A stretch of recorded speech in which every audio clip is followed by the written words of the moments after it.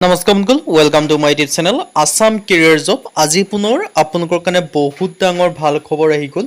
কেৰাণী পিয়নৰ পদ মুকলি কৰি দিছে প্ৰায় 11520টা পদ বৰ্তমান আবেদন চলি আছে সো সকলোখিনি কথা আপোনালোকক ডিটেইলছত জনাই আছো আপোনালোকে যদি বৰ্তমানলৈকে এপ্লাই কৰা নাই এপ্লাই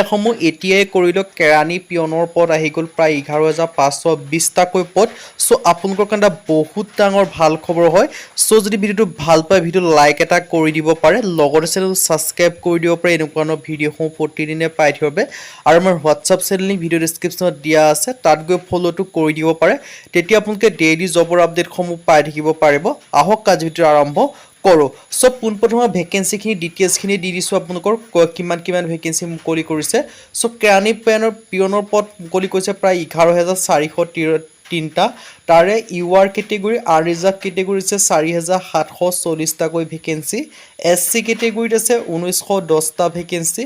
এসটি কেটেগৰীত আছে 942টা ওবিসি এনসিএলৰ ক্ষেত্ৰত আছে 2815টা আৰু ইডব্লিউএছৰ ক্ষেত্ৰত প্ৰায় আছে 996টাকৈ ভ্যাকেন্সি ওভাৰঅল টোটেল আপোনালোকৰ ভ্যাকেন্সি মুকলি কৰিছে 11403টাকৈ সো আপোনালোকৰ কাৰণে বিগ অপৰচুনিটি আহি গ'ল সো যদি বৰ্তমানলৈকে আবেদনসমূহ কৰা নাই আপোনালোকে আবেদনসমূহ এতিয়াই কৰি লওক কাৰণ পাছত আপোনালোকে ইয়াৰ সাৰ্ভাৰ স্লো এনেকুৱা ধৰণৰ ইস্যুসমূহ দেখিবলৈ পাব সো মই ডিটেইলছত জনাই দিব বিচাৰিছো ভ্যাকেন্সিখিনি মুকলি কৰিছে আইবিপিএছ ক্লাৰ্কৰ ভ্যাকেন্সি আইবিপিএছ নিশ্চয় গম পায় ইণ্ডিয়ান বেংকিং পাৰ্সনেল যেটো সাৰ্ভিস তাৰ পৰা ভ্যাকেন্সি মুকলি কৰিছে ফুল গভৰ্নমেন্টৰ জব হয় এট কোনো প্ৰাইভেট জব নহয় ফুল গভৰ্নমেন্টৰ জব হয় সো এই ভ্যাকেন্সিখিনি অল ইণ্ডিয়া লেভেলৰ ভ্যাকেন্সি হয় প্ৰায় 11403টাকৈ প্লাস ভ্যাকেন্সি মুকলি কৰি দিছে আৰু ওভাৰঅল অসমৰ ক্ষেত্ৰত 349টাকৈ ভ্যাকেন্সি আছে আৰু এই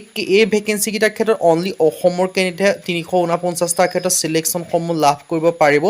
যদি আপোনালোকে ভাবিছে তেন্তে আবেদনসমূহ কৰি ল'ব পাৰিব আৰু এক্সাম চেণ্টাৰ অসমৰ ক্ষেত্ৰত আছে প্ৰিলিমিনাৰী ক্ষেত্ৰত ডিব্ৰুগড় গুৱাহাটী যোৰহাট শিলচৰ আৰু তেজপুৰ আৰু মেইন এক্সামৰ ক্ষেত্ৰত আপোনালোকৰ এক্সাম চেণ্টাৰসমূহ দেখিব পাৰিছে ডিব্ৰুগড় গুৱাহাটী যোৰহাট শিলচৰ আৰু ওভাৰঅল আপোনালোকে ষ্টেট ওয়াইজ ভ্যাকেন্সিখিনি ধুনীয়াকৈ উল্লেখ কৰি থোৱা আছে 349টাকৈ অসমৰ ক্ষেত্ৰত আছে আৰু ভ্যাকেন্সিসমূহ দেখিব পাৰিছে কোনখিনি বেংকত কিমান ভ্যাকেন্সি খালী হৈছে আৰু এলিজিবিলিটি ক্ৰাইটেৰিয়া আপোনালোকৰ বয়সৰ সময়সীমা 20ৰ পৰা 28 বছৰৰ ভিতৰত আবেদনসমূহ কৰিব পাৰিব ইউআৰ কেটেগৰী ক্যান্ডিডেটে আৰু লগতে আপোনালোকে এজ ৰিলেক্সেশনসমূহ লাভ কৰিব পাৰিব যদি আপোনালোকে এসসি এসটি হয় 5 বছৰকৈ পাব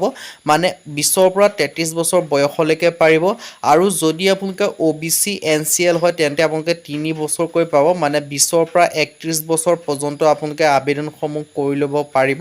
আৰু যদি আপোনালোকে পিডব্লিউবিডি ক্যান্ডিডেটে 10 বছৰকৈ ৰিলেক্সেশনসমূহ লাভ কৰিব পাৰিব 20ৰ পৰা প্ৰায় 38 মানে 38 বছৰ বয়স পৰ্যন্ত এই ভ্যাকেন্সি কিটাৰ ক্ষেত্ৰত আপোনালোকে আবেদনসমূহ কৰি ল'ব পাৰিব সো এতিয়া আহিলো এডুকেশন কোৱালিফিকেশন কিমান বিচাৰিছে সো এডুকেশন কোৱালিফিকেশন ইয়াত বিচাৰিছে এ ডিগ্ৰী গ্ৰেজুৱেচন মানে আপোনালোকে বিএ হওক বিএসসি হওক বিকম হওক কোনো কথা নাই মাত্ৰ যদি আপোনালোকে ডিগ্ৰী পাস কৰি থৈছে তেতিয়া এই ভ্যাকেন্সি কিটাৰ ক্ষেত্ৰত আবেদনসমূহ কৰি ল'ব পাৰিব